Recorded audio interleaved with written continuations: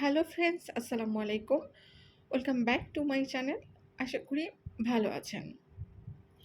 চিংড়ি মাছ অপছন্দ করেন এমন বাঙালি খুব কমই পাওয়া যাবে।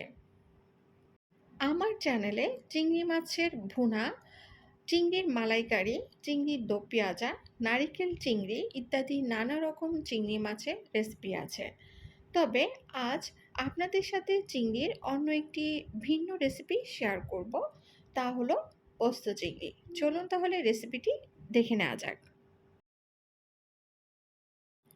প্রথমেই চুলার ওপর একটি কড়াই বসিয়ে তাতে দিলাম পরিমাণ মতো সয়াবিন তেল। তেল সামান্য গরম হলে তাতে দিলাম 500 গ্রাম চিংড়ি মাছ। চিংড়ি মাছগুলোকে আমি পূর্ব থেকে ভালো করে কেটে পরিষ্কার করে নিয়েছি।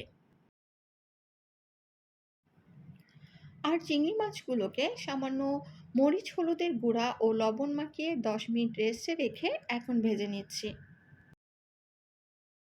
চিংড়ি মাছগুলো খুব বেশি ভাজার দরকার নেই, তাতে করে চিংড়ি মাছ শক্ত হয়ে যাবে। 2 থেকে 3 মিনিট ভেজে নিয়ে এখন তুলে নিচ্ছে।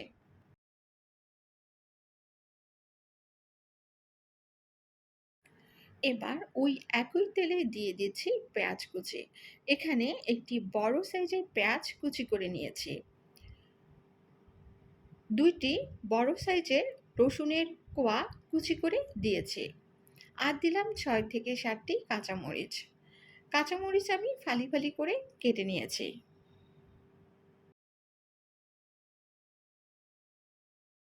এবার সবকিছু ভেজে নিব। এবার দিলাম সামান্য পানি। 1 চা চামচ মরিচের গুঁড়া, তবে ঝাল আপনাদের পছন্দ মতো নেবেন। 1/2 চা চামচ হলুদের গুঁড়া, 1/2 চা চামচ জিরার গুঁড়া, স্বাদ মতো লবণ এবং পোস্ত বাটা 2 টেবিল চামচ। পোস্ত বাটার সাথে আমি 1/2 চা চামচ হলুদ সরিষা নিয়ে বেটে নিয়েছি। বাটিতে কিছুটা লেগেছিল, সেটাও সামান্য পানি দিয়ে ধুয়ে দিলাম। এবার সবকিছু খুব ভালোভাবে কষিয়ে নিব। মশলা থেকে তেল ছেড়ে দিলে ওই পর্যায়ে দিয়ে দিলাম ভাজা চিংড়ি মাছগুলো। এখন মশলার সাথে চিংড়ি মাছগুলো ভালো করে মিশিয়ে নিচ্ছি। চিংড়ি মাছ কিছুক্ষণ কষিয়ে নেবার পর দিয়ে দিলাম সামান্য কিছুটা পানি।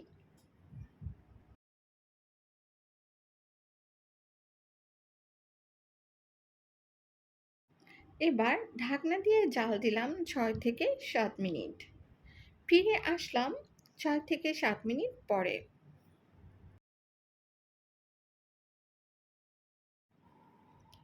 আরও 4 থেকে 5 মিনিট জাল দেবার পর আমি চুলা অফ করে দিলাম। এবার আপনাদের পরিবেশন করে দেখালাম। আশা করি রেসিপিটি সহজ করে দেখাতে পেরেছি।